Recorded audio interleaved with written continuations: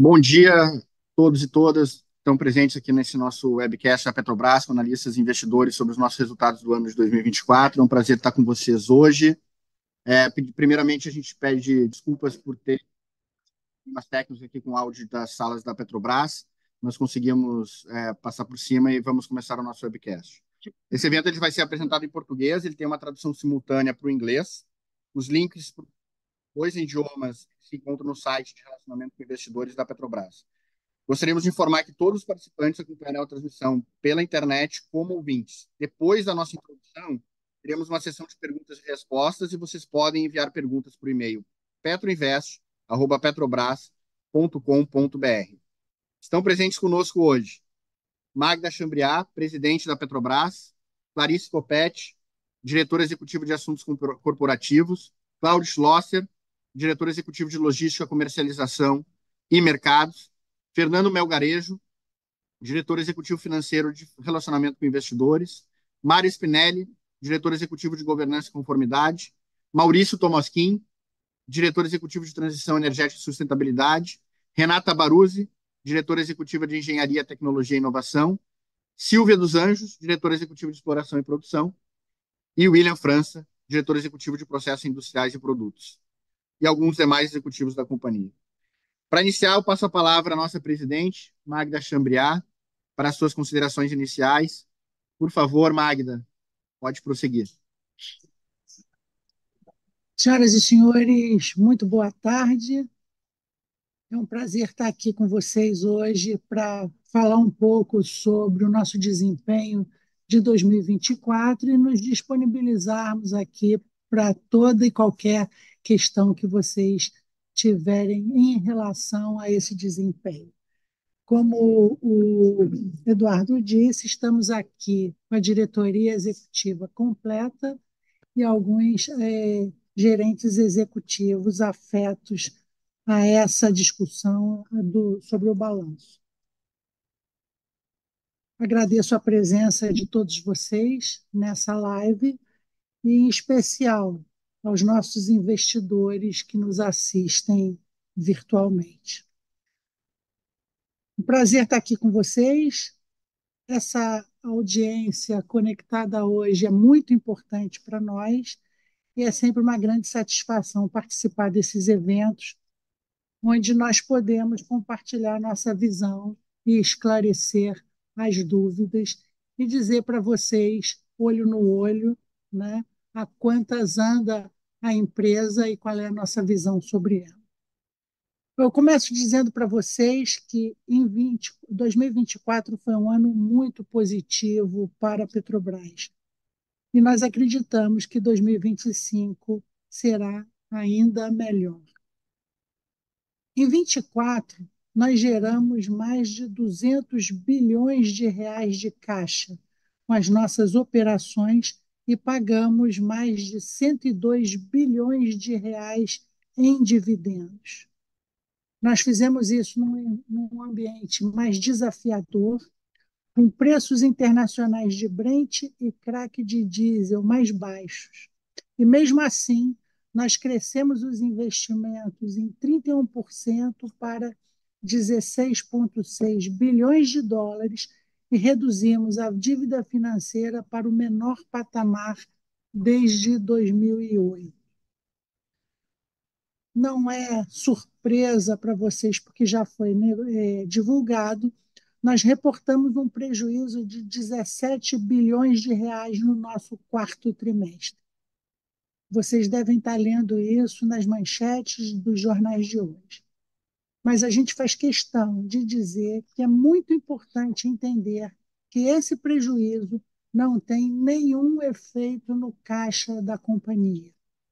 Ele aconteceu por conta de um item de natureza exclusivamente contábil, que é a variação cambial nas dívidas entre a Petrobras e as suas subsidiárias no exterior.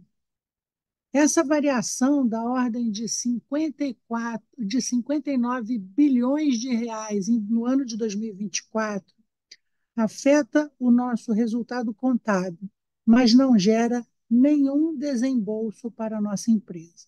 Nosso caixa vai muito bem investimos mais, reduzimos nossas dívidas e pagamos dividendos. Pagamos cerca de 102 bilhões de reais em dividendos. A empresa está forte e bastante saudável financeiramente. Em termos operacionais e de geração de receita, nós seguimos avançando. Há cerca de 10 dias, nós iniciamos a operação de uma plataforma de produção, o FPSO Almirante Tamandaré, no Campo de Búzios. O Campo de Búzios trouxe para nós mais um gigante com capacidade de produzir 225 mil barris de petróleo por dia. Há que ser dito que esse campo é o maior campo produtor de águas profundas do mundo, né? E que esse FPSO de 225 mil barris de petróleo por dia é o primeiro de uma série de 4 gigantes que entrarão em produção e que contribuirão para esse campo produzir em torno de 2 milhões de barris por dia até 2030. Uma quantidade de produção e um potencial de produção invejável que muito país do mundo produtor de petróleo não tem. Embora leve algum tempo para nós atingirmos a produção máxima desse campo, nós já conseguimos que Búzios alcançasse a marca de 800 mil barris por dia, graças ao início de produção dessa FPSO que nós antecipamos, que é a FPSO Almirante Tamandaré, como eu mencionei. Só para vocês terem uma ideia do que é isso, o campo mais produtivo da Petrobras, o campo de Tupi, produz hoje cerca de 850 mil barris por dia. O campo de Búzios chega, então, encostando em Tupi com 800 mil barris por dia e muito rapidamente ele vai ultrapassar Tupi e chegar à marca de 1 milhão e a seguir 1,5 milhão e 2 milhões por volta de 2030. Um ativo classe mundial e, de novo, um ativo que é o maior campo de águas profundas do mundo. Uma excelente notícia, melhor ainda quando nós vemos poços entrando no campo com potencial de produção de 70 mil barris por dia de petróleo. Um único poço neste campo de Búzios, conectado a essa plataforma que nós antecipamos a produção, tem o potencial de produzir mais do que muito campo de petróleo mundo afora, ou seja, 70 mil barris de petróleo por dia. Ainda no segundo semestre desse ano, nós devemos atingir 1 milhão de barris de petróleo por dia em Búzios, né? E, como eu já disse, até 2030, nós esperamos que esse poço ultrapasse a produção de muitos países produtores de petróleo e que produza sozinho cerca de 2 milhões de barris por dia, tornando-se o maior campo de produção da Petrobras. Bom, nem preciso dizer para vocês que Búzios é um ativo fundamental para nós e é por isso que eu quero aproveitar esse gancho para falar um pouco mais do nosso investimento em 2024. Esse investimento que totalizou 16,6 bilhões de dólares, um investimento ligeiramente maior do que o guidance, foi uma recuperação do gap físico e financeiro dos investimentos que estava previsto para 2025 no nosso planejamento estratégico e foi totalmente antecipado para 2024. Uma antecipação de uma plataforma dessa, de uma operação de uma plataforma num campo de Búzios, só para vocês terem uma ideia do que isso significa. Isso significa um aumento de valor presente líquido da plataforma da ordem de 2,2 bilhões de dólares num triênio. Essa antecipação foi viabilizada, isso está resolvido, e nós não veremos o mesmo nível de investimento CAPEX do quarto trimestre de 24 no primeiro trimestre de 25, e é muito importante que isso seja esclarecido, né? Esse investimento foi uma antecipação de investimento e uma consequente antecipação de produção de óleo novo de alto potencial. Uma outra informação muito importante: esses investimentos que nós antecipamos de 25 para 24 foram em Búzios, e aí eu repito aqui, o campo mais produtivo de águas profundas do mundo, né? Ou seja, óleo novo de alto potencial, com alto potencial de produção num campo altamente rentável, com retorno econômico financeiro absolutamente inquestionável. Nós entendemos a frustração do mercado com o dividendo de curto prazo, né? Mas nós queremos lembrar que antecipar investimentos em Búzios é tudo que qualquer investidor possa querer. Mais produção num campo altamente produtivo é óleo no bolso, como diria um antigo chefe meu, mais rápido, né? Então, o que nós estamos oferecendo para vocês, em última análise, é óleo no bolso mais rapidamente. Se fosse possível, nós anteciparíamos todo o CAPEX de Búzios para hoje. E vocês todos, investidores, iam ficar bastante satisfeitos, porque nós começaríamos a produzir todos os FPSOs amanhã e, muito provavelmente, vocês poderiam contar com produções da ordem de 2 milhões de barris por dia num único campo. Isso gera valor para a Petrobras. Infelizmente, essa antecipação não é possível, né? A que foi possível nós já fizemos, e se no futuro alguma antecipação tão ou mais lucrativa que essa for possível, vocês podem contar com o empenho da Petrobras para fazer. Nós sempre vamos buscar antecipações que gerem valor para a companhia. Quando antecipamos a entrada de um sistema de produção, estamos antecipando, não tenham dúvida disso, geração de caixa, um óleo novo. Ou seja, estamos viabilizando o sonho de consumo de qualquer investidor de uma petroleira. Nisso que nós estamos focados em antecipar investimentos, produção e gerar valor. Foi isso que nós fizemos de uma forma absolutamente intencional. Um outro exemplo de antecipação foi a entrada em produção do FPSO Maria Quitéria, prevista para o Parque das Baleias, no litoral do Espírito Santo, na Bacia de Campos. A previsão dessa plataforma era entrar em operação em 2025, e nós conseguimos antecipar para outubro de 2024. De novo, também com essa plataforma, nós estamos antecipando caixa.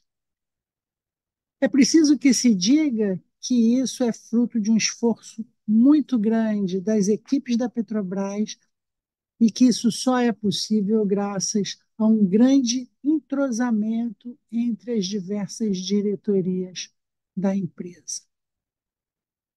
É preciso que se diga também que em 2024 nós cumprimos nossa meta de produção, estabelecendo novos recordes no pré-sal, que agora representa mais de 80% da produção total da Petrobras. Ativos classe mundial de alta produtividade e que representam hoje 80% da produção total da empresa. Nós iniciamos a produção do FPSO Marechal Duque de Caxias, no Campo de Mero, além do Maria Quitéria, no Campo de Jubarte. E, com isso, nós ampliamos a nossa capacidade produtiva. Atingimos um pico de produção no FPSO Sepetiba, também no Campo de Melo. Uma outra notícia extremamente positiva foi o aumento das nossas reservas provadas em 2024. Só para vocês terem uma ideia, ao longo de 2024, nós produzimos 900 milhões de barris de petróleo e nós repusemos 1,2 bilhão de barris de reservas. Ou seja, produzimos 900 milhões de barris e repusemos tudo isso com sobra, né? Mostrando aí que reposição de reservas é uma prioridade para nós. Nós enfrentamos o desafio do crescimento da produção, temos uma produção que é de uma energia não renovável, portanto, uma produção para a qual se espera declínio, e o que nós vemos apresentando para vocês é crescimento de produção e crescimento de reservas. Repor reservas é absolutamente fundamental para que a Petrobras mantenha a sua relevância no Brasil e no exterior nas próximas décadas. Por isso, nós entendemos como absolutamente relevante, essencial, importante a exploração responsável da margem equatorial brasileira, uma área que nós entendemos como de alto potencial, e de outras novas fronteiras brasileiras, como a Bacia de Pelotas, no sul do Brasil. Nessa Bacia de Pelotas, nós estamos fazendo trabalhos exploratórios, adquirindo sísmica, interpretando sísmica, e nós esperamos que essa bacia, que já mostra similaridades geológicas com a bacia da Namíbia, né, possa trazer para nós também um futuro proveitoso em termos de produção de petróleo. Nossos recordes e nossos feitos não se deram só na exploração e produção e só na engenharia. No refino, nós também registramos recordes importantes. Nossas produções de gasolina e diesel S10 merecem destaque. Só lembrando aos senhores que o diesel S10 é o nosso produto mais rentável e nós registramos recordes de produção de diesel S10, assim como de gasolina. Nossas refinarias operaram com o maior fator de utilização dos últimos 10 anos e nós alcançamos 70% da participação do óleo do pré-sal na carga total processada.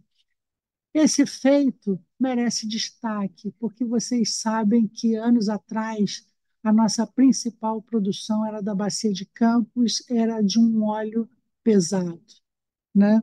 Então, quando nós chegamos a 2024, alcançando 70% de participação do óleo do pré-sal na carga processada, um óleo mais leve, né? O que nós estamos dizendo para vocês, o que nós estamos mostrando é que foi imenso o trabalho da Petrobras e da área do refino para alterar a forma de processamento desse óleo e entregar para vocês o maior valor possível, fruto da produção do ativo que nós temos de maior valor, que é o pré-sal. Nós também iniciamos a operação da UPGN, né, Unidade de Processamento de Gás Natural do Complexo Boaventura, no estado do Rio de Janeiro, né, e da Unidade de Enxofre da Refinaria de Pernambuco, que nós chamamos de RENEST. Foram muitas conquistas, muitos avanços ao longo do ano, e como o tempo aqui é curto, nós fizemos apenas um breve resumo do que nós realizamos. No entanto, estamos aqui completamente à disposição para responder toda e qualquer dúvida ou questão que os senhores possam nos colocar. Nossa operação, não tenham dúvidas, senhores investidores, é absolutamente rentável. A Petrobras teve uma geração de caixa operacional invejável em 2024. Foram nada mais, nada menos do que 204 bilhões de reais de geração de caixa operacional. E como eu mencionei no início, nós tivemos uma dívida financeira reduzida para 23 bilhões. Então, fizemos uma geração de caixa operacional de 204 bilhões de reais, pagamos 270 bilhões em tributos e terminamos o ano com a menor dívida financeira dos últimos mais de 10 anos. A dívida foi a menor desde 2008.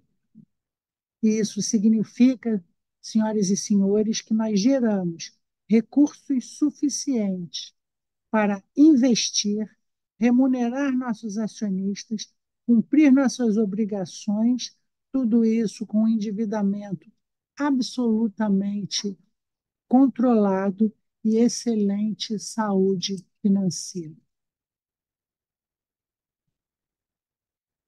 Eu reforço que o prejuízo contábil do quarto trimestre não reflete solidez operacional ou saúde financeira da Petrobras, mas sim o efeito da variação cambial em dívidas da Petrobras com suas próprias subsidiárias no exterior. Só para vocês terem uma ideia do que foi isso em termos de valor contábil, foi um impacto de 59 bilhões de reais, né? Resultantes, de novo, não sem nenhum impacto no caixa, mas sim com efeito em dívidas da Petrobras com as suas subsidiárias no exterior. Não significa, é muito importante que isso seja bem assimilado, que esse valor negativo da variação saiu do nosso caixa da companhia. Mais do que isso, significa que, com o dólar cedendo, esse valor, ou parte dele, já será lucro no primeiro trimestre de 2025. Tem ano que essa variação é positiva, tem ano que é negativa. Esse ano, ao longo de 2024, essa variação foi negativa em 59 bilhões de reais. Por exemplo, se nós fizermos uma simulação para o primeiro trimestre de 25, fechando com um câmbio atual entre 5,70 e 5,80 reais por dólar, essa variação cambial nos trará, de graça, um resultado positivo da ordem de 2 bilhões de dólares no primeiro trimestre de 2025, ou em reais, mais de 11 bilhões de reais apenas em variação cambial e lucro contábil, de novo, sem nenhum impacto no nosso caixa. No fim do dia, são efeitos opostos que se equilibram economicamente. Isso porque variação cambial entra no resultado líquido da holding no Brasil, impactando o lucro negativamente no caso de 2024, mas entra ao mesmo tempo de forma positiva no nosso patrimônio. Um exemplo teórico, se excluirmos essa variação cambial e os demais eventos exclusivos, bem como a transação tributária do segundo trimestre, e aqui eu faço um parêntese, diga-se de passagem, uma decisão reconhecida pelo mercado como bastante positiva, o lucro da Petrobras no ano de 2024 teria sido de 19,4 bilhões de dólares. Então, a título de exercício, vale prestar atenção nesses números. Agora eu vou falar um pouco do futuro da Petrobras. Já adiantei um pouco sobre o Campo de Búzios, vamos falar um pouquinho mais sobre o futuro da Petrobras. Quando a gente voltar aqui para falar do resultado de 2025, nós vamos ter uma Petrobras produzindo mais. Planejamos um aumento de 100 mil barris por dia de petróleo em 2025. Só lembrando que trabalhamos com uma energia não renovável, cuja tendência é de declínio. E o que nós estamos trazendo aos senhores aqui é que, mesmo produzindo muito, mesmo enfrentando tendências de declínio, o que nós pretendemos anunciar para vocês no fim do ano de 2025 é um aumento de produção da ordem de 100 mil barris de petróleo por dia, com 3 novas unidades de produção que entram em operação ao longo do ano. De novo, senhoras e senhores, um feito absolutamente desafiador, mas que a Petrobras está absolutamente preparada para enfrentar e transformar em resultado. O revamp do Trem 1 da refinaria de Pernambuco, a RENEST, como nós chamamos, e o novo HDT da Replan já estarão em operação até o fim do ano. E isso também significa mais diesel para o mercado. Significa mais do que isso, significa mais diesel S10 para o mercado, que é o nosso produto de maior valor agregado. Nós também estamos retornando ao segmento de fertilizantes com a operação da ANSA, prevista para 2025, e a retomada das obras da UFN3, a Unidade Fertilizante do Centro-Oeste. Estamos expandindo nossa frota com a aquisição de 4 navios de classe Rende e 8 navios gazeiros para cabotagem. Para quem não sabe o que é um navio classe Rende, são barcos que pegam combustível no sul do estado do Rio de Janeiro e levam para o norte do estado do Rio de Janeiro, para o Porto do Açu, para abastecer a nossa frota de barcos de apoio. Estamos expandindo também com mais 8 navios gazeiros para a cabotagem. Por que isso? Porque na Rota 3 nós vamos produzir mais GLP. E esse GLP é distribuído ao longo da costa brasileira com navios gazeiros. Então, de novo, tudo isso é feito em prol de escoar uma produção que se encontra cada vez maior, né? Que se torna cada vez maior. São grandes oportunidades para a indústria nacional, são navios que contarão com o financiamento da Marinha Mercante e com a depreciação acelerada. Então, é bom que se diga que essa ampliação da frota observa todos os nossos procedimentos de governança, todas as nossas análises econômicas, e que elas são positivas nos 3 cenários de avaliação dos nossos projetos, seja no mais otimista, no moderado e no mais pessimista. E, de novo, quando nós falamos de conteúdo local nessa frota que será própria, né, nós estamos falando de uma grande contribuição do governo federal. Quando nós falamos de conteúdo local, que pode se chegar até 65% de fornecimento da indústria nacional, é bom que se diga que esse custo não é arcado pela Petrobras, esse custo é arcado pelo governo federal via financiamento a custo reduzido do Fundo da Marinha Mercante e de uma nova legislação brasileira proporcionada também pelo governo federal, que é o procedimento da depreciação acelerada, que foi possível a partir de 2024 pelo empenho do governo federal. De novo, com o apoio do governo federal, esses investimentos podem alcançar aí 65% de conteúdo local, gerando empregos e ampliando a participação da indústria brasileira no setor naval e offshore. Para nós, isso também é muito bom, porque além de ter ativos que competem internacionalmente pelos custos de fornecimento, nós também temos fornecedores próximos de nós, atendendo a tempo e a hora todas as nossas demandas. Portanto, né, somando todos os nossos projetos para ampliação de frota e de embarcações, nós esperamos estar gerando aí 44 mil postos de trabalho, com contratações completamente oportunas, que aumentam a nossa capacidade de resposta às nossas necessidades de escoamento de combustíveis e proporcionam menor exposição financeira da Petrobras a afretamentos.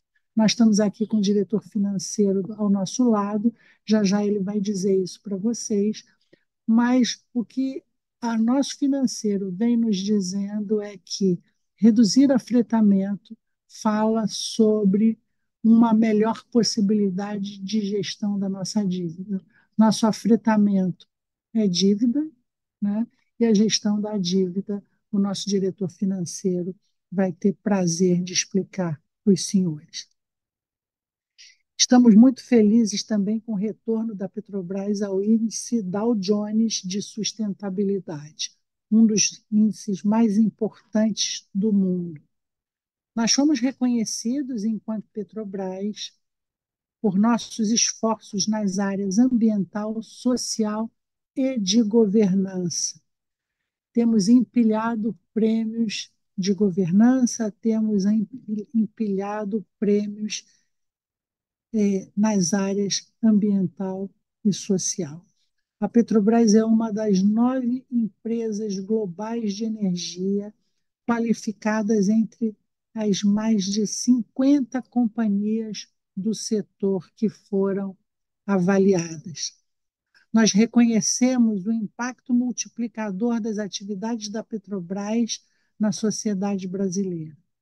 Em 2024, nossos investimentos sustentaram 250 mil empregos e representaram 5% do investimento brasileiro. As nossas atividades geraram 31% de toda a energia primária consumida no Brasil. Nós pagamos 270 bilhões de reais em tributos e participações governamentais à União, estados e municípios, conforme eu já tinha mencionado.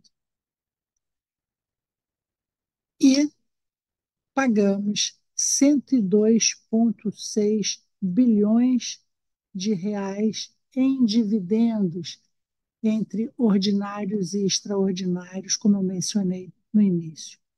Foram 37,9 bilhões de reais pagos à União e ao Banco Nacional de Desenvolvimento, além de a todos os senhores.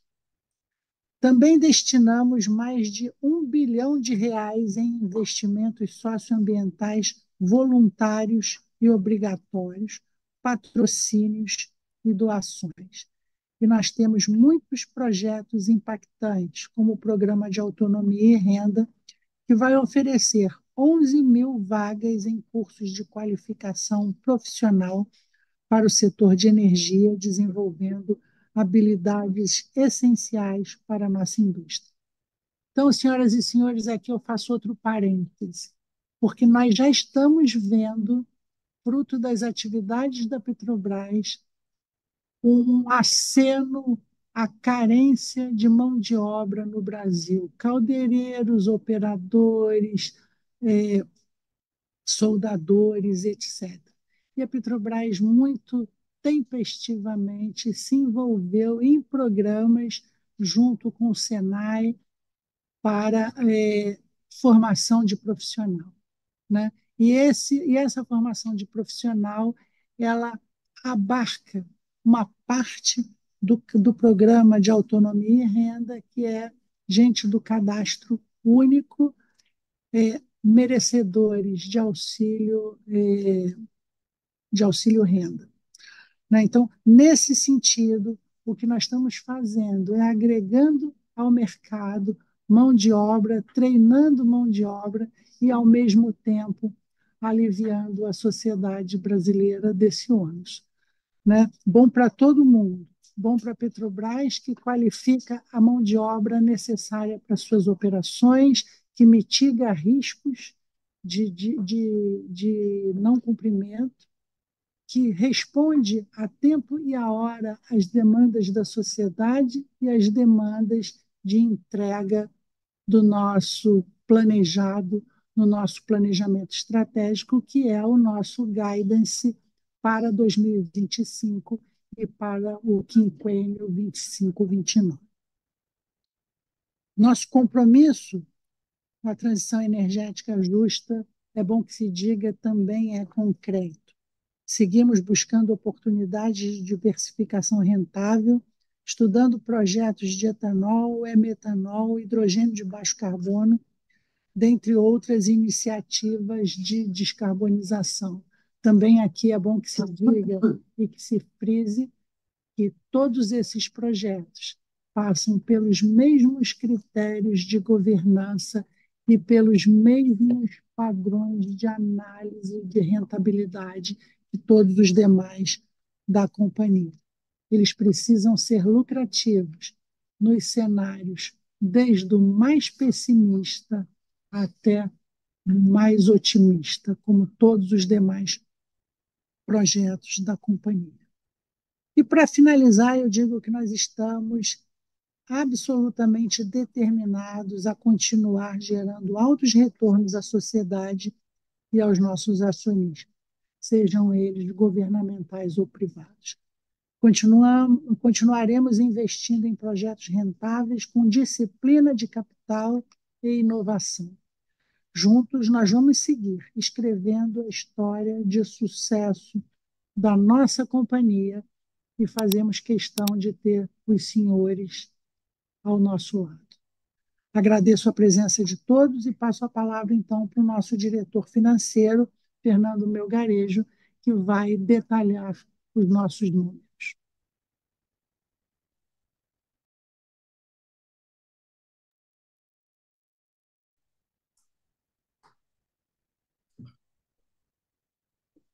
Boa tarde a todos. Obrigado pela presença em mais um webcast da Petrobras.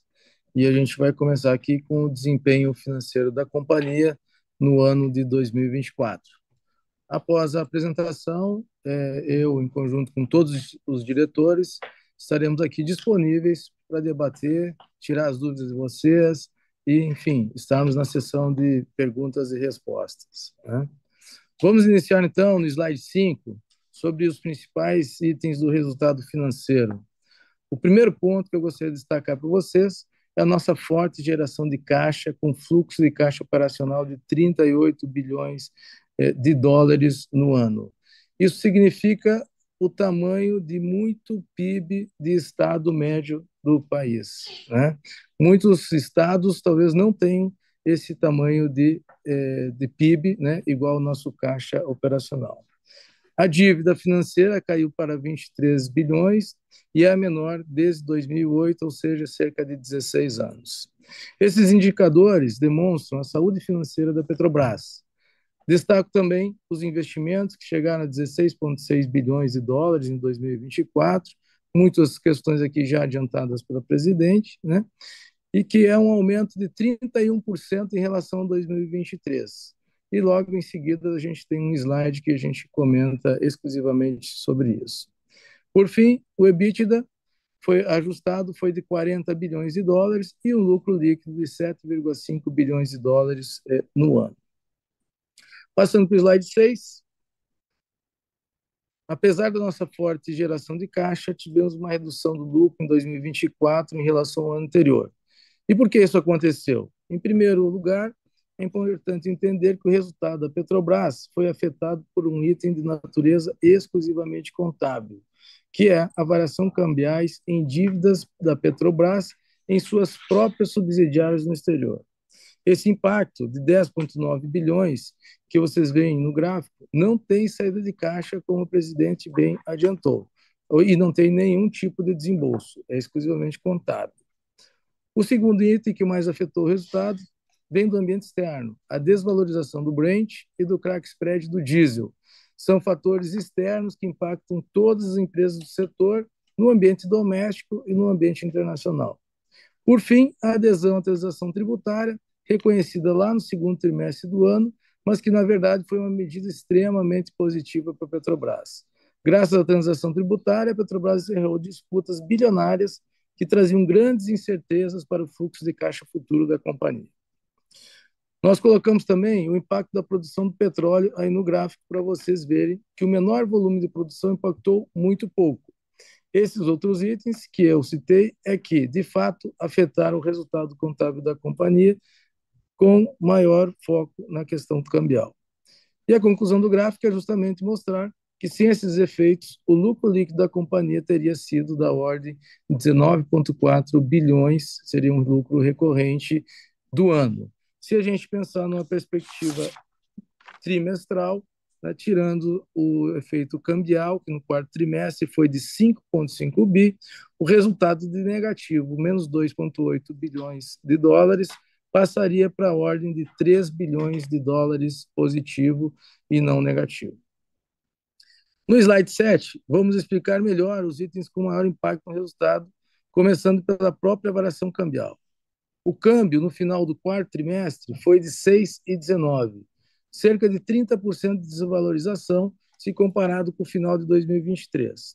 Essa conversão é aplicada nas dívidas entre Petrobras e suas subsidiárias no exterior.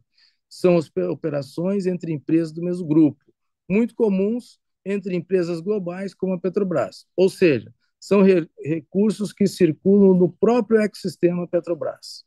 O efeito do câmbio nessas operações entra no resultado líquido da Petrobras Holding e impactou negativamente o lucro em 2024. Ao mesmo tempo, houve um impacto positivo no patrimônio. São efeitos opostos que, ao final, se equilibram economicamente. De acordo com a norma contábil vigente, uma das variações é registrada no resultado e pode ter efeito positivo ou negativo. Em 2023, como vocês lembram, ele foi positivo e agora está sendo negativo. Esse efeito também ocorreu no segundo trimestre, que a gente debateu bastante, né, deste ano. E mais para reforçar, né, se o dólar, como o presidente já trouxe, tivesse na redondeza dos 5,75 hoje e fechasse o trimestre, a gente agregaria no resultado do primeiro trimestre de 2025 cerca de 2 bilhões de dólares, incrementar o resultado esperado, cerca de 11 bilhões de reais. O que é importante entender e deixar claro que é um item exclusivamente contábil, sem efeito nenhum no caixa da companhia. Vamos falar no slide 8 do que aconteceu no contexto externo à companhia em 2024. O Brent caiu 2%, como a gente pode ver no gráfico, e o crack spread do diesel de cerca de 40%. Esse comportamento do diesel está associado a incertezas econômicas globais e uma menor demanda, principalmente no hemisfério norte. Aqui é uma questão de oferta e demanda, e o preço se comporta conforme a oferta e demanda. Importante frisar que esse cenário impactou todas as empresas do setor, como eu já adiantei antes, e não é só a Petrobras. É uma questão do setor de óleo e gás. No slide 9, vamos reforçar a questão da transação tributária. A adesão tributária foi um evento exclusivo do segundo trimestre, trouxe um impacto positivo para a companhia, um resultado positivo, e ela acabou com disputas judiciais da ordem de 45 bilhões de reais, era um contencioso que a gente tinha, e se vocês lembram, na época da divulgação desse acordo, a companhia teve um aumento de 3% em suas ações. Vamos agora para o slide 10, falar um pouco da nossa gestão de dívida, a qual tem sido, na nossa visão, muito bem sucedida e, inclusive, reconhecida pelo mercado. Fechamos 24 com o menor nível de dívida financeira desde 2008.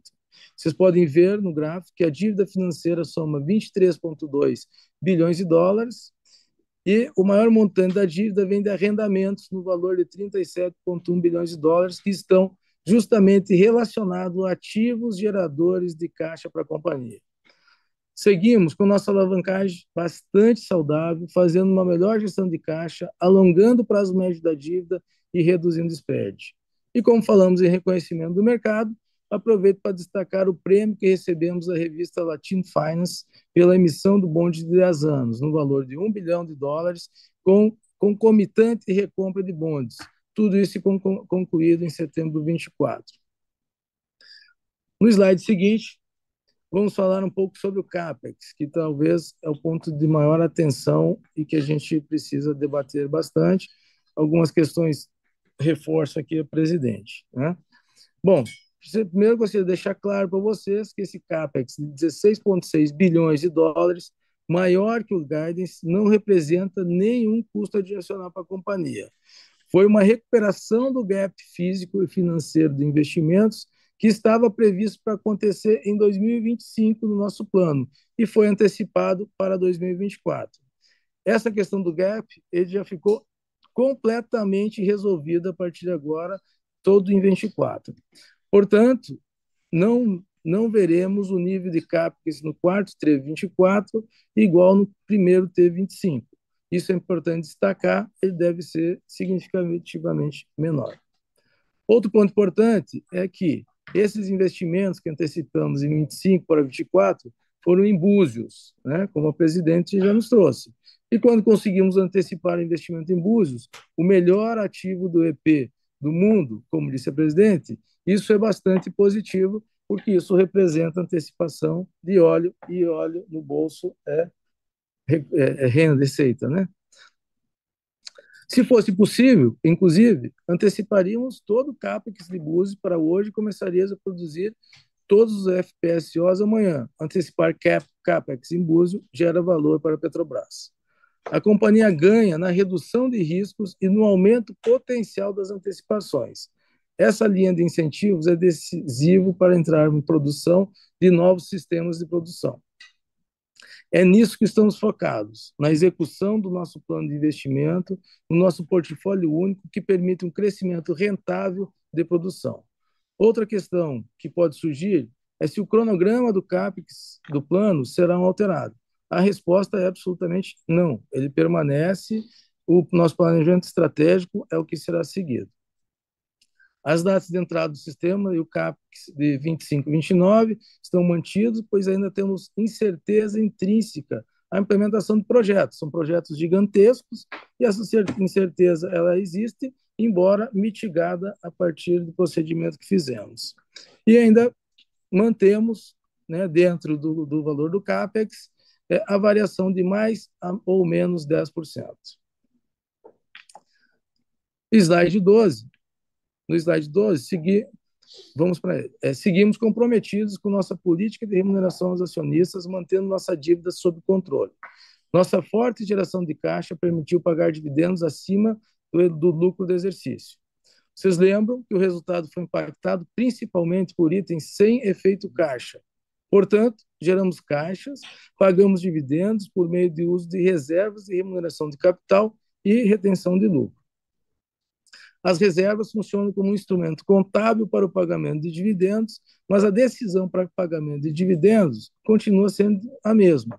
Fluxo de caixa positivo, nível de investimento, estrutura de capital da companhia e, principalmente, sua sustentabilidade financeira. Os demais slides, eu vou, em prol do tempo para as perguntas, eu não vou apresentar, a presidente já falou muito bem dessa questão, mas eu queria finalizar com um ponto aqui. 2024 foi um ano em que o CAPEX, fizemos um CAPEX de 95 bilhões de reais, dividendo da ordem de 102 bilhões de reais, que é um dividendo extremamente relevante. Pagamos 270 bilhões de reais em tributos e reduzimos a dívida em cerca de 11 bilhões de reais. O que isso significa? Que os fundamentos da companhia estão absolutamente sólidos, né? E nos trazem segurança para 2025 ter um resultado bastante importante e sustentável, mantendo a companhia como uma geradora de energia importante para a sociedade. Bom, termino aqui, passando para o Eduardo, né, que vai agora mediar a sessão de perguntas e respostas.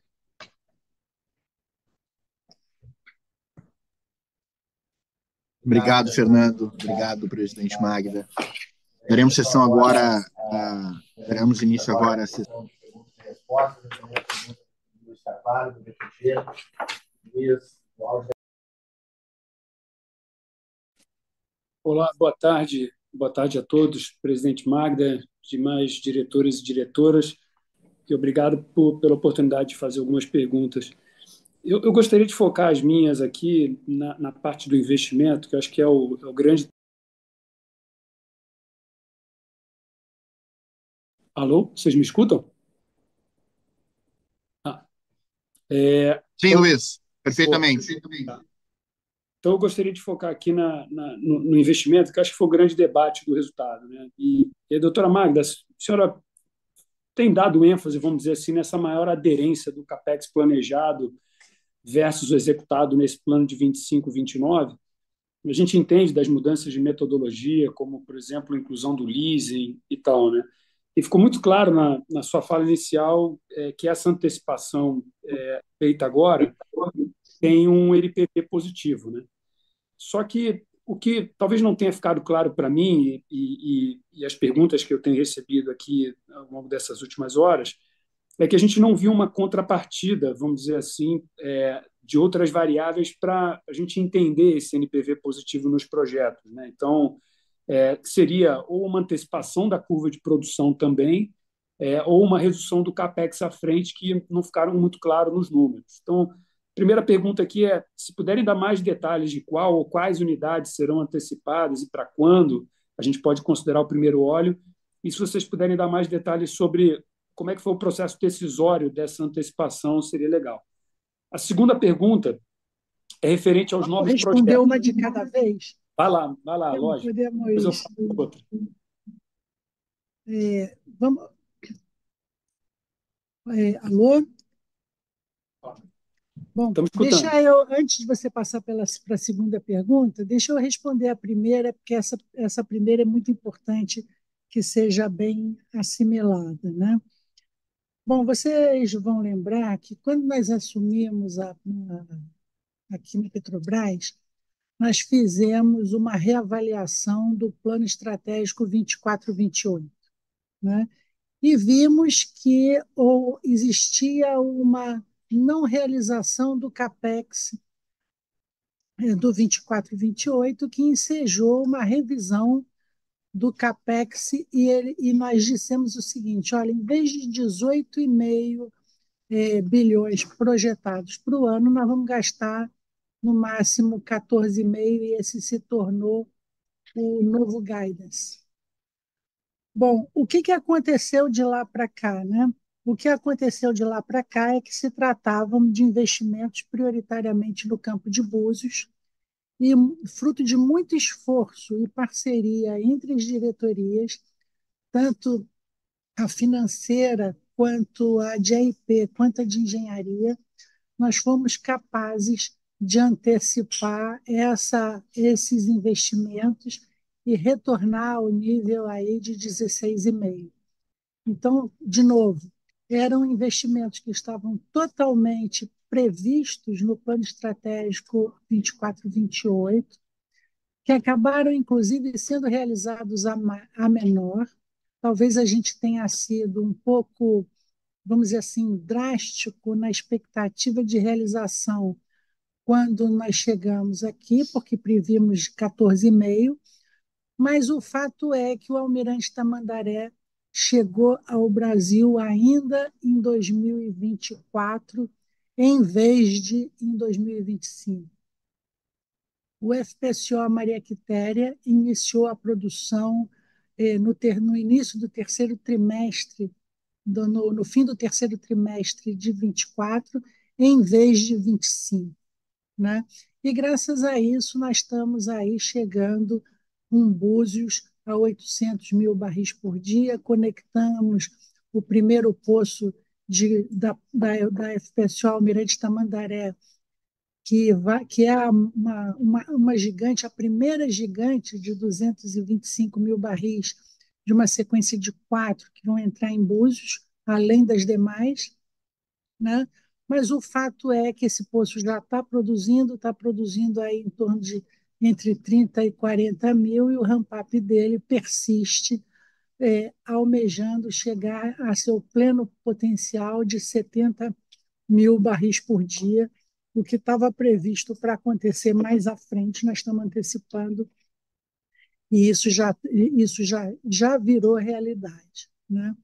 Uma outra questão que é importante também é o FPSO Maria Quitéria, que está instalado no campo de Jubarte, no sul do estado do Espírito Santo, na Bacia de Campos, e, como eu disse para vocês, era uma plataforma para entrar em 2025 e, de fato, entrou no quarto trimestre de 24.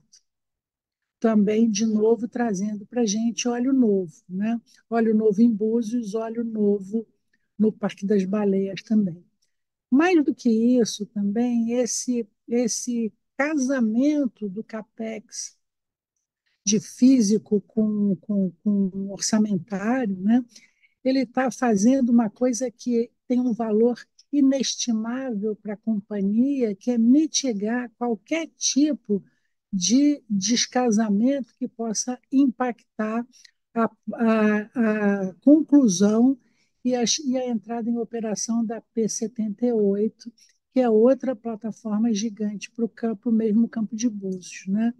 Então, nós temos aí a plataforma que deve vir para o Brasil em torno de julho desse ano, começar a navegar para o Brasil em torno de julho, deve demorar aí uns 3 meses para chegar, e logo a seguir ir direto para a locação, para já começar seus trabalhos de comissionamento, né? Então, é tudo isso, né, que está envolvido nesse rearranjo, vamos dizer assim, do CAPEX, né? E, de novo, ao contrário de um CAPEX a mais, o que nós tivemos, de fato, foi um CAPEX a menos, a menor do que os 18,5 inicialmente planejados, né? Mas que nos surpreendeu para o bem, porque enquanto nós achávamos que seríamos capazes de investir 14,5, fomos capazes de fazer 16,5, e isso, de novo, é tudo que uma empresa de petróleo, sob o nosso ponto de vista, pode querer, porque significa antecipação de produção no ativo mais, que significa antecipação de produção, principalmente no ativo mais, vamos dizer assim, produtivo e de maior valor que a empresa tem. Eu diria que o campo de Búzios é o campo dos sonhos de qualquer país ou de qualquer empresa de petróleo, e nós tivemos a fortuna de ter descoberto esse campo e ter a oportunidade de desenvolvê-lo, e desenvolver da forma mais tempestiva possível todo o esforço que a Petrobras vai estar dedicado a empreender. Acredito que eu tenha respondido a sua pergunta. Não, podemos passar para a ficou segunda super claro, ficou explorar super um pouco claro, mais esse presidente. assunto, se Tá, não, vocês assim desejarem. Vocês me escutam aí agora? Sim. Tá, então eu vou para a segunda, ficou super claro. A segunda é referente a esses novos projetos. Recentemente a gente notou um aumento significativo no custo dessas novas unidades, né? Sei lá, unidades que custavam 2 a 2,5 bi de dólares pularam para 4 bi e meio, o que pode ser explicado por uma inflação da indústria. Obviamente, a capacidade dessas novas unidades também, né, como a senhora comentou, chega a 225 mil barris, que é bem, bem superior às anteriores, mas alguns fornecedores têm comentado de uma maior complexidade para tratamento de gás, para escoá-los, vamos dizer, para escoar esse gás, né?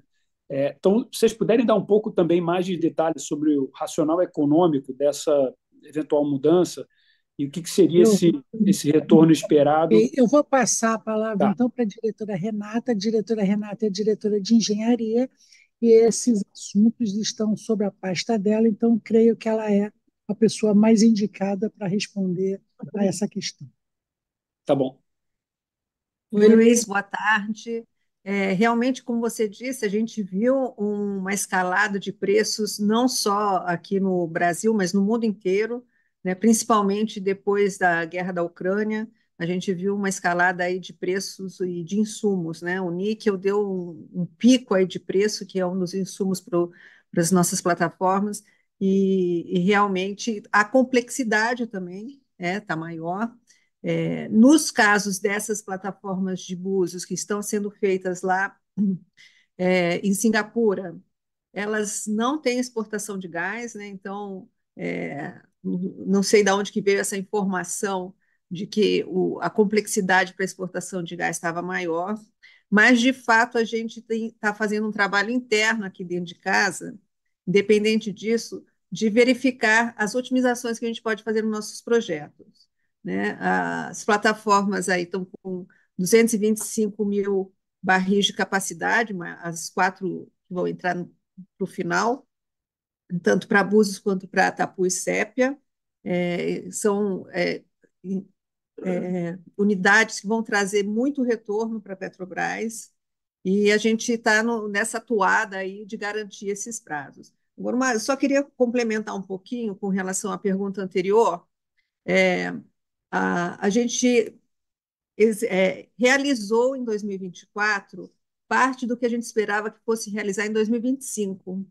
Né? Então, por que a gente fez isso? A gente conseguiu aproximar o físico de financeiro e, com isso, minimizar o risco de atraso. A gente estava percebendo que as empresas estavam com algumas dificuldades por conta desse gap. Então, o que a gente fez foi proteger os prazos de entrega dessas plataformas para que a gente tenha o óleo no prazo que a gente está prevendo. Então, assim, é um trabalho muito grande das equipes aqui de fiscalização, de acompanhamento contratual, para que a gente possa realmente realizar e entregar a produção de petróleo esperada no nosso plano.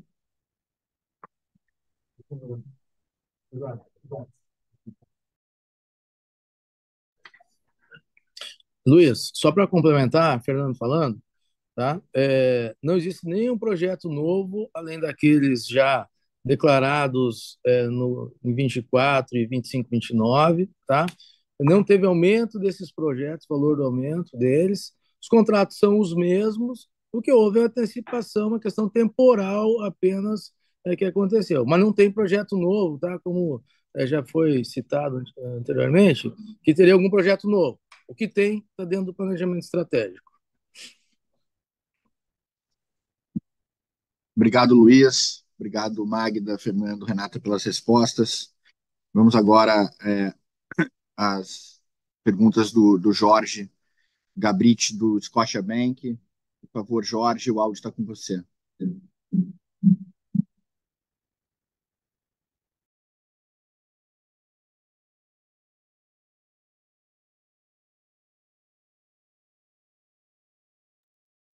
Jorge, você nos ouve?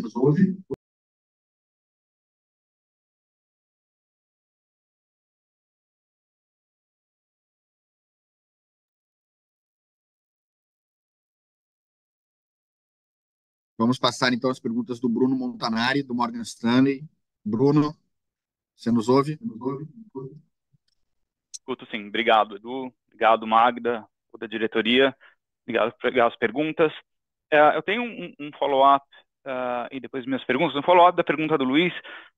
Então, quando a gente coloca tudo aqui na ponta do lápis, né, com essa antecipação de CAPEX em 2024, faria sentido a gente pensar que a sua curva de produção ao longo dos próximos anos poderia ficar um pouco mais na banda superior e que o CAPEX de curto prazo poderia ficar na banda inferior, quando a gente pensa na produção mais ou menos 4% e CAPEX mais ou menos 10%.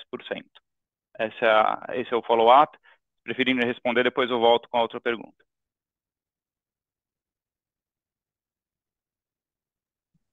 Alô? É isso mesmo, né? Quer dizer, nós vamos continuar perseguindo os nossos guidances de produção e de investimento, mas como a diretora Renata mencionou, né, nós entendemos que nós precisávamos proteger esse investimento e proteger o projeto de possíveis postergações fruto das dificuldades que os agentes econômicos vinham relatando e nos apresentando.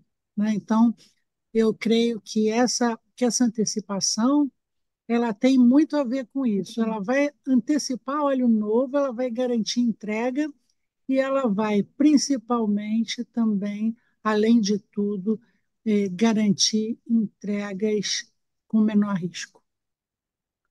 Perfeito, obrigado, presidente. A minha pergunta, eu queria focar em produção para 2025, né? Ao longo de 2024, aparentemente e visivelmente, teve muito impacto de manutenção, né? Então, com o ano fechado, eu queria saber se vocês conseguem nos ajudar a quantificar qual que foi o efeito médio no ano das paradas de manutenção e o que faria sentido esperar para 2025, dado que algumas unidades de capacidade muito grande pararam em 2024 e não deveria repetir em 2025. E aí aproveitar para perguntar também, talvez, para a Renata, se ela poderia comentar um pouco sobre essa mudança reportada aí em algumas notícias sobre a estratégia da companhia na contratação de subsídio. Né? Então, que tipo de ajuste vocês estão fazendo para conseguir engajar mais os fornecedores e garantir, de novo, a integridade na entrega das unidades nos próximos anos? Muito obrigado. Eu queria começar dizendo para você o seguinte, que a diferença de valor de produção do ano de 2024, ela não foi só manutenção programada, ela foi também manutenção programada. Mas nós enfrentamos um ofensor muito importante no primeiro semestre do ano, que afetou o resultado do segundo TRI, vocês lembram bem, que foi a greve do IBAMA.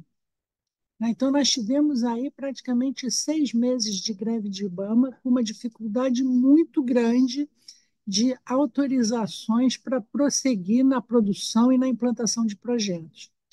Só para vocês terem uma ideia de número, nós chegamos a ter,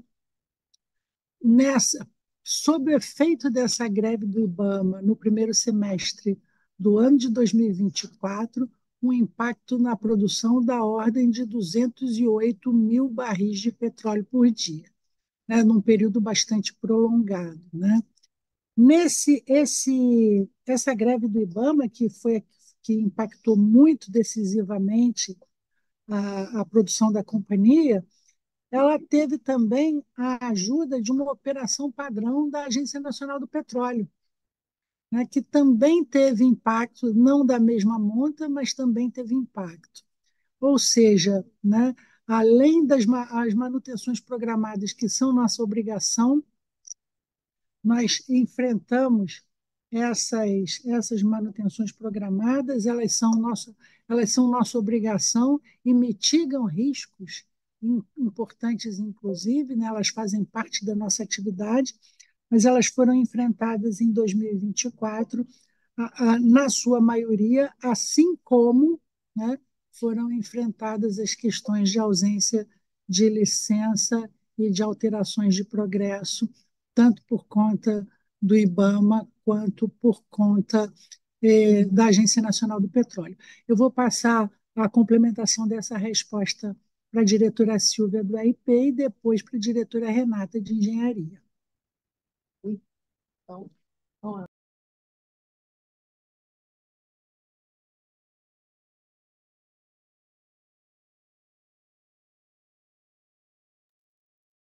Ok, boa tarde.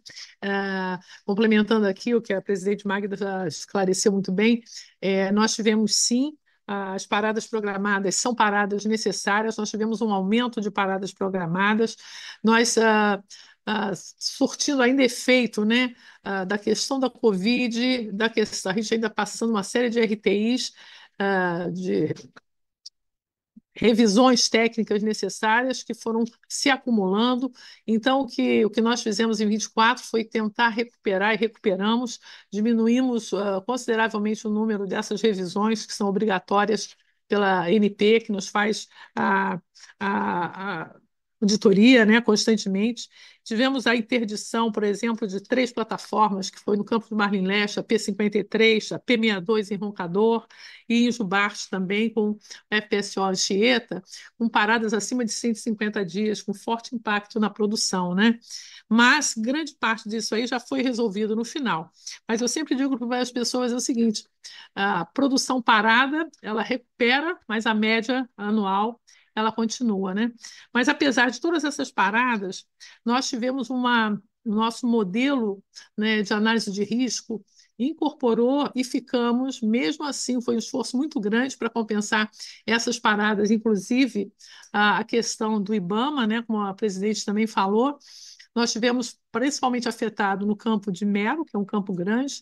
Para você ter uma ideia, cada poço de 45 mil barris, foram 3 poços, a 135 mil barris ficou parado 2 meses aguardando. É um impacto médio anual de 20 mil barris em todo o ano, simplesmente pela anuência, pelo retardo da anuência de fazer a ligação dos poços nessas novas plataformas, né? Então, o que vale, então, aqui ressaltar é essa necessidade constante. Você falou muito bem, nós estamos crescendo o tamanho das nossas plataformas e temos que tomar um cuidado muito grande que a parada, conforme ela vai crescendo, uma parada de uma plataforma de 100 mil é uma coisa, um dia, de 225 mil vai ser outra. Então, nós já estamos mitigando isso, tentando fazer um programa bastante robusto para evitar e fazer de forma mais otimizada possível as próximas paradas, né? Mas é isso, a gente está nessa meta, sim, para 25, um aumento de produção. Vamos ter paradas de todas as plataformas novas que não foram ainda, que não tiveram as paradas obrigatórias, vão estar aqui no Campo de Mero, por exemplo, teremos as 3 plataformas, e a meta é chegarmos já a 2,8, né, que é a produção prevista para o fim do ano, apesar de todas as paradas que a gente faz, que é isso aí, é aumentar a eficiência e garantir uma vida longa para essas plataformas, né? Eu queria só complementar a Silvia dizendo o seguinte, que essas paradas elas estão traduzidas na nossa expectativa de produção, né? Então, quando a gente fala do planejamento estratégico e acena com uma expectativa de produção, né? A gente já considera as paradas obrigatórias de todas as plataformas, né? Não poderia ser diferente, aliás, né? Renata, por favor. Isso é uma coisa, a gente está aportando, isso é uma coisa muito importante. Basicamente, a Bacia de Campos foi muito impactada por isso. Nós estamos aportando recursos, retomamos gerências de manutenção que haviam sido eliminadas do passado, contratamos 4 OMS, né, unidades de marítimos aí de manutenção das plataformas, vão ter mais 2, de forma que a gente garanta realmente o mínimo possível, garantir a manutenção e evitar interdições, né? Então, com isso, a gente vai garantir. Oi, Jorge. Realmente a gente teve um desafio muito grande aí em aumentar a competitividade dos certames da EPCI. A gente chegou recentemente, um pouco mais no passado, né, ter 1 ou 2 licitantes participando só de cada licitação. Então, a gente conversou com o mercado, entendemos quais que eram as questões que estavam limitando a participação de outras empresas. Fizemos um roadshow fora do Brasil também para atrair outras empresas. Fizemos eventos aqui no Brasil com fornecedores para que a gente explicasse o nosso plano, ouvisse eles, ou seja, fizemos um movimento muito grande, fizemos alguns ajustes nas nossas cláusulas contratuais para permitir que mais players pudessem participar. E, em paralelo, né, só fazendo um comentário, na última licitação vieram 4 empresas interessadas em participar do EPCI, apresentaram propostas, na verdade, 4 empresas apresentaram propostas que para a gente foi assim, o resultado maravilhoso para nós, comparando com os anteriores. Além disso, em paralelo, né, porque a gente sempre tenta ter um plano B, digamos assim, a gente está estudando contratar um PLV para a Petrobras. PLV é um barco que faz o lançamento dos dutos rígidos para que a própria Petrobras faça esses lançamentos. Então, assim como a gente faz para dutos flexíveis, que hoje em dia a Petrobras é que faz os lançamentos, então nós compraríamos os dutos rígidos, nós teríamos o nosso barco e nós faríamos o nosso próprio lançamento sem depender de um contrato de EPCI. Então, são estudos que a gente está fazendo, já fizemos RFI no mercado para ver se tem barco disponíveis, estamos fazendo todos os estudos para verificar realmente se vale a pena. Ou seja, não é só uma ação que a gente está tomando, a gente está tomando várias ações para que a gente possa aumentar a competitividade e reduzir o valor dos contratos. Obrigado, Renato. Obrigado, Silvia, Magda. Vamos às perguntas agora do Gabriel Barra, do Citi. Gabriel, a palavra está com você.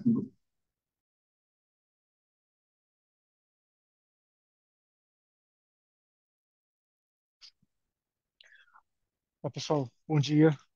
Bom dia, presidente Magda. Eu tenho duas perguntas, vou primeiro fazer a primeira aqui, depois a gente vai para a segunda, mas a primeira é sobre margem equatorial. A gente já há um bom tempo vem discutindo sobre margem equatorial, o quão é importante para a Petrobras, até como a senhora mesmo já falou algumas vezes, como é importante para manter a produção da companhia ao longo do tempo, né? Cada minuto que passa acaba sendo importante dado o tempo, né, de exploração, desenvolvimento desse campo. A gente tem visto muita discussão, até como vocês mesmos mencionaram, sobre a questão do IBAMA na região. Então, o que eu queria ouvir de vocês, o primeiro ponto em relação à margem equatorial é como que estão as discussões com relação ao órgão ambiental e a possíveis licenças ao longo desse ano. Uma vez saindo as licenças, como que isso deveria impactar o CAPEX de 25 e 26? E olhando para o longo prazo, quais seriam os principais desafios, dado que conceitualmente, quando a gente conhece de óleo e gás aqui no Brasil, grande parte está aqui no Sudeste, né, toda a indústria de óleo e gás. Qual que seria o grande desafio ali na região, olhando para frente, para desenvolver a margem equatorial? Essa é a primeira pergunta. Obrigada pela pergunta. Eu vou começar respondendo, depois eu vou passar também para a diretora Clarice e para a diretora Silvia falar um pouquinho sobre, para elas falarem também um pouco sobre margem equatorial. Mas o que nós temos aqui na margem equatorial é uma expectativa de exploração, né, de continuidade de exploração, de perfuração de um poço pioneiro, para que a gente veja e possa confirmar o potencial da área. É claro que um poço só nunca é suficiente, então nós temos ali alguns poços previstos para o litoral do estado do Amapá, em águas profundas, assim como também temos um número aí no planejamento estratégico da ordem de um pouco mais do que 30 poços a serem perfurados no quinquênio para a exploração da margem equatorial, que é aquela área que vai desde o estado do Amapá até o estado do Rio Grande do Norte. Nesse momento, né, o que nós temos na mão é um pedido de licença para produção, para perfuração de um primeiro poço no litoral do estado do Amapá, a mais de 500 quilômetros da Ilha do Marajó, né, da Foz do Amazonas, portanto. O IBAMA fez diversas considerações a respeito desse licenciamento. O órgão ambiental considera a região extremamente sensível e nós entendemos que estamos absolutamente prontos para enfrentar essa sensibilidade. A diretora Clarice vai explicar para vocês, mas o que nós temos lá em termos de precaução para a atividade de perfuração em águas ultraprofundas, acreditamos que podemos dizer que não há precedente no mundo, né? Temos aí uma série de equipamentos e métodos e monitoramentos moderníssimos que a diretora Clarice vai explicar para vocês, mas também temos um compromisso com o IBAMA de entregar mais um centro de reabilitação de fauna, caso haja algum evento indesejado, né?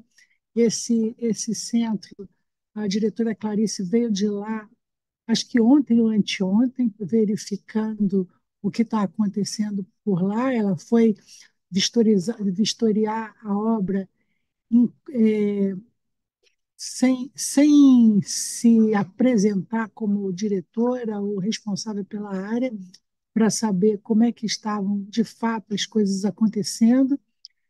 A gente tem o compromisso com o IBAMA de entregar isso até o final de março. As obras estão em dia e nós acreditamos que essa é a última demanda do IBAMA, porque todas as outras e todas as demais nós atendemos e atendemos de forma muito tempestiva.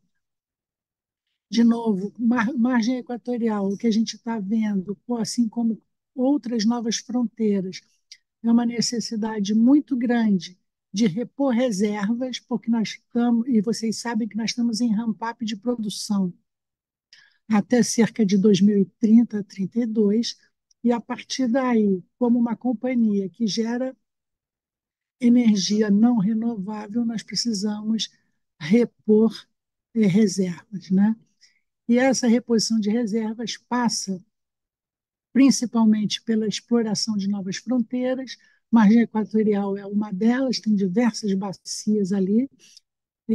Eu, particularmente, acredito demais no potencial da bacia da Foz do Amazonas, que é um homônimo da Foz do Amazonas, um homônimo, vamos dizer assim, ruim, né? Porque leva as pessoas a acreditarem que nós vamos sujar a Foz do Amazonas, e o que nós estamos falando lá é de uma distância de mais de 500 quilômetros da Foz do Amazonas, o que é simplesmente um pouco mais do que 2 vezes a distância do pré-sal para a praia de Copacabana.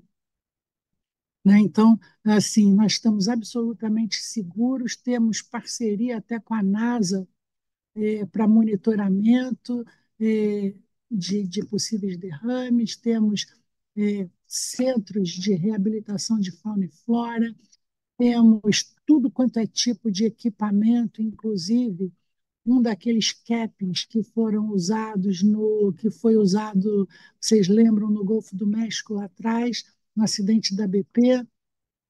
Um deles está aqui no Brasil, está com a Petrobras.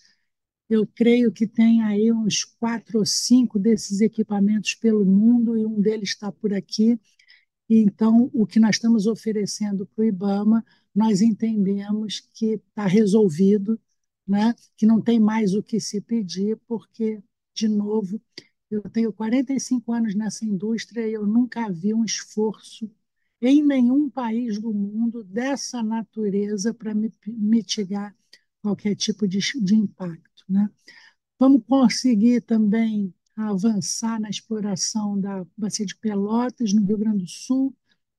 Essa Bacia de Pelotas, ela tem correlação geológica, e a Silvia explica para vocês já já também, com as bacias da Namíbia. A Namíbia já está sendo considerada uma nova Guiana, frente às possibilidades, ao potencial que o país está mostrando em suas águas profundas também, de forma que está tudo isso aí elencado no nosso planejamento estratégico. Se você me perguntar quanto é que isso vai custar, ele está todo esse valor e toda essa, vamos dizer assim, atividade exploratória está totalmente considerado e dentro dos guidances do nosso planejamento estratégico 25-29.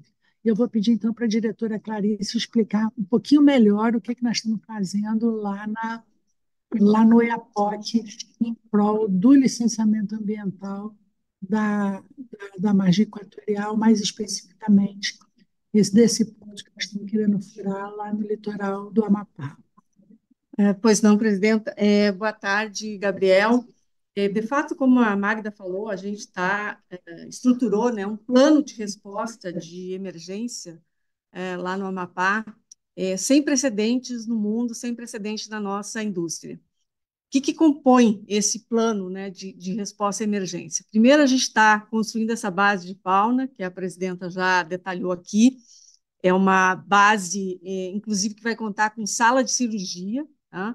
além, vamos dizer assim, de todas as outras estruturas que constam já dos manuais do IBAMA. Junto a essa base de fauna, a gente está também estruturando, implantando o nosso Centro de Defesa Ambiental. Esse Centro de Defesa Ambiental, ele tem, além de equipamentos dispersantes, ele tem também barreiras, né, para que a gente utilize tanto, enfim, na areia, mangue, quanto também offshore. E, obviamente, aí todos os outros equipamentos necessários. O que mais que a gente, vamos dizer assim, estruturou para aquela região? A gente tem aeronaves, a gente vai contar com 3 helicópteros naquela região, a gente vai contar com mais de 2 embarcações de prontidão para atuar offshore, né, para atuar, inclusive, perto da sonda, onde nós vamos fazer esse primeiro estudo, essa campanha exploratória, e 4 também embarcações de prontidão aí para resposta à fauna mais próximo da costa. Então, assim, é uma estrutura extremamente robusta, né? Vamos dizer assim, a reforma, a preparação, inclusive, do aeroporto do Oiapoque foi feita pela Petrobras. Hoje é possível, inclusive, que aquela cidade receba, que poucas cidades do país têm, aviões noturnos, né, aviões durante a noite. Então, isso foi também, fez parte, vamos dizer assim, desse nosso plano de resposta. O que mais assim, que é importante colocar?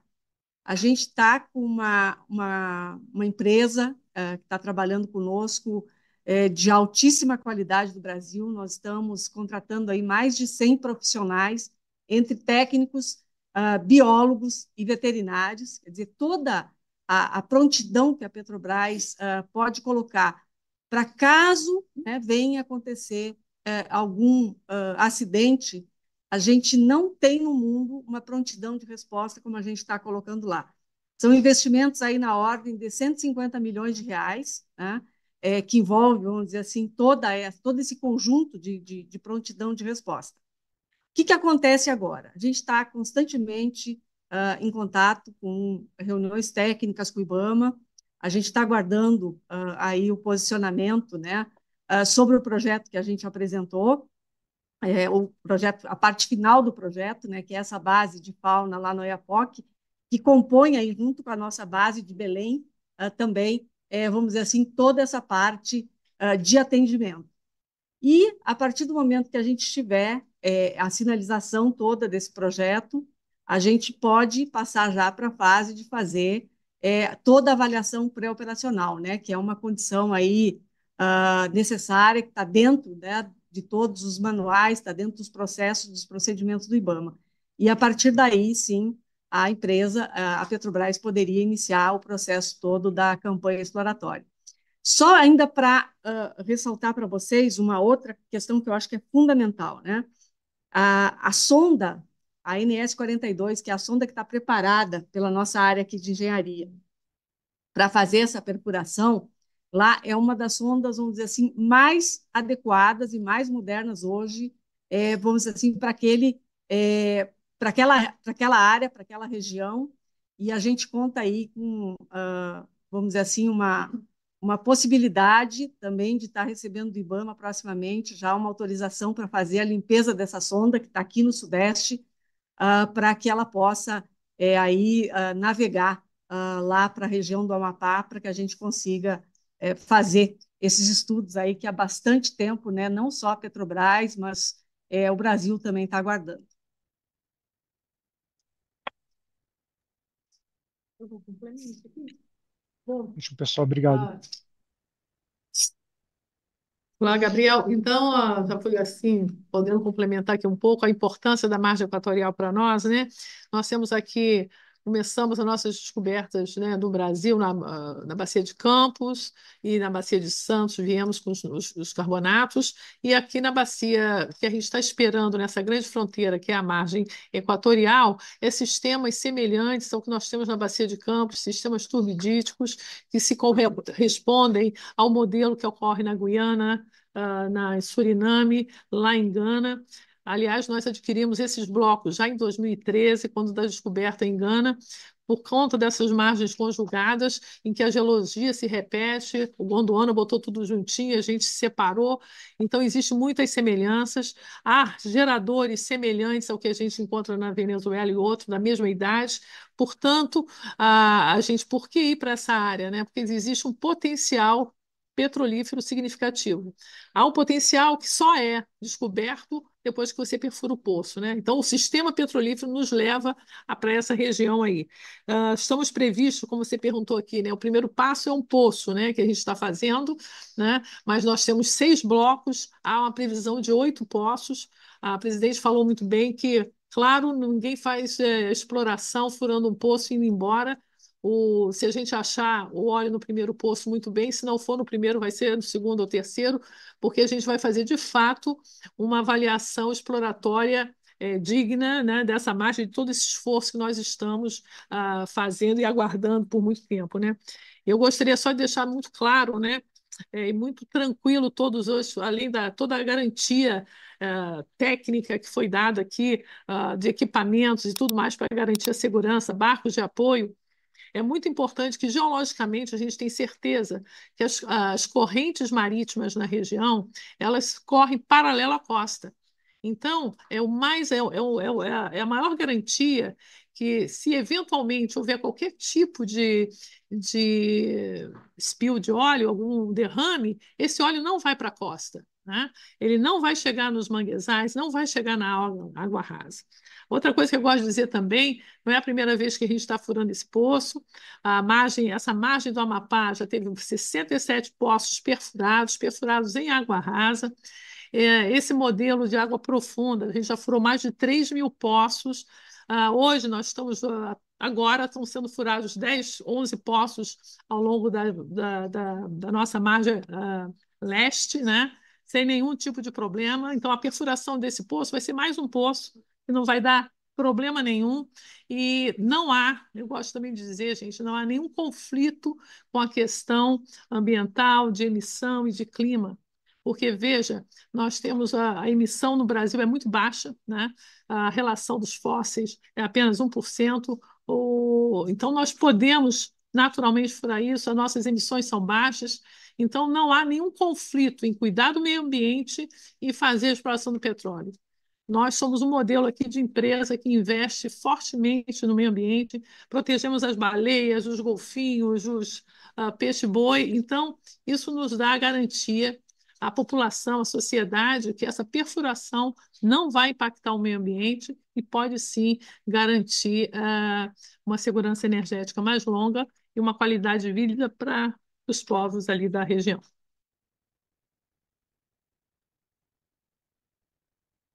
Ótimo, pessoal, obrigado. Se puder Gabriel, muito você tinha rápido, mais uma? se eu puder fazer muito rápido a segunda, até para dar tempo para os outros, mas só pegando um pouco a questão do CAPEX, né, eu acho que a Renata falou um ponto que me chamou a atenção, que é em relação a talvez você capitalizar mais e ter menos arrendamento, até para ter um controle maior, talvez, aqui dos equipamentos, das plataformas, dos navios, etc. Então, assim, o que eu queria só ouvir fazer um follow-up em relação a isso para ver se eu entendi corretamente, né? Daria para esperar daqui para frente a companhia pensar mais em capitalizar esses PLSVs, RSVs, sondas, etc., e menos arrendamento, é isso que a gente deveria pensar para frente em relação a investimento da companhia, ou eu entendi errado? Não, você entendeu errado. A gente pensou em afretar um PLV, não em comprar um, né? As Ah, tá sondas ótimo. nossas hoje são todas afretadas também. A gente não tem intenção de mudar esse modelo. O que nós mudamos recentemente, que na verdade já estava previsto nos nossos padrões da companhia, é em relação aos FPSOs. Os FPSOs, a gente tem um padrão dentro da companhia que a gente avalia desde liquidez do mercado, como é que está o nosso endividamento, como é que está a competitividade do mercado, para a gente definir qual vai ser o modelo de contratação de FPSO exclusivamente. Que aí pode ser um afretamento, pode ser uma própria, pode ser o que a gente tem feito, está começando a fazer agora, que é o BOT, Build, Operate and Transfer. Então, assim, para FPSO a gente tem essas 3 opções E hoje, para os barcos de apoio, barco de lançamento, barco de ancoragem e sondas, o nosso modelo continua sendo afretamento. Super claro, Renato. Obrigado. Obrigado, Renato. Infelizmente, pelo problema que a gente teve, a gente vai ter que passar para a última pergunta e encerrar o call. Eu vou passar para a Monique, do Itaú BBA. Monique, você nos ouve? Oi, Edu, ouço sim. Você me ouve? Te ouvimos bem. Legal, obrigada. Obrigada por pegar essa última pergunta. Boa tarde a todo mundo. Eu vou insistir um pouco no ponto do CAPEX, que eu acho que é talvez o ponto mais relevante aqui para hoje, né?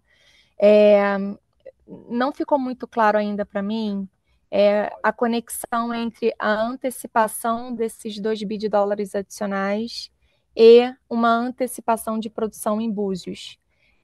A minha dúvida esses 2 bi adicionais no quarto TRI, eles estão relacionados à antecipação do Almirante Tamandaré, que já foi concluída, ou esses 2 bi estão relacionados a uma potencial antecipação dos projetos de Búzios 8 a 11?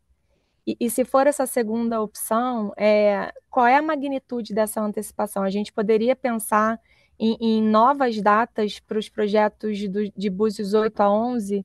Seria essa antecipação que gerou aquele VPL positivo que a Magda comentou no começo do call?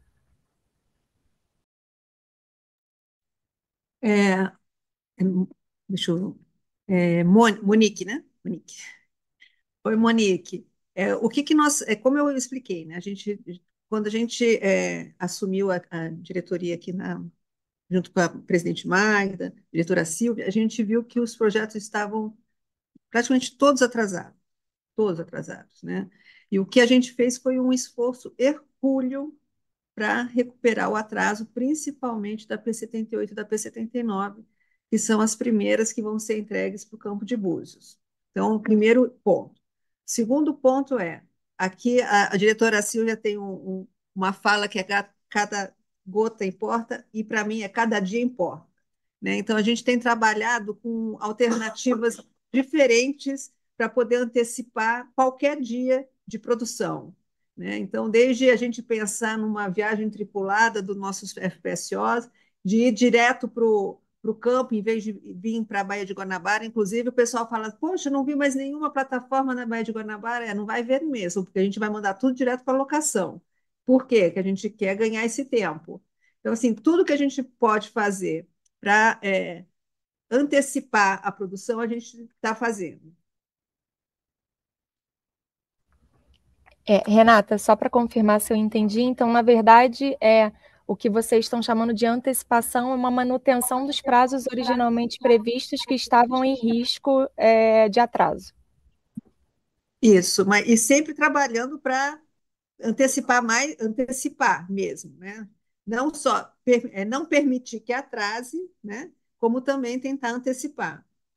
Monique, só lembrando para você, Monique, que no âmbito desse esforço, a Almirante Tamandaré chegou no Brasil, foi para a locação ainda no ano passado, e o previsto era para esse ano, né? Então, nós antecipamos a entrada do Almirante Tamandaré. Da mesma forma, antecipamos, fruto desse esforço, o Maria Quitéria, né? Maria Quitéria era para entrar em 2025, como eu falei para vocês, ela entrou no início do último trimestre de 24, além de todo um esforço de mitigação de atraso do P78 e P79, como a Renata mencionou, né? Então, na verdade, tem as duas coisas: tem mitigação de atraso e tem antecipação de fato, né?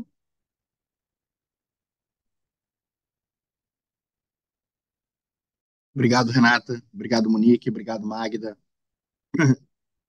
Encerramos agora a sessão de perguntas e respostas. Se vocês tiverem perguntas adicionais, nosso time de relacionamento com investidores vai estar muito feliz.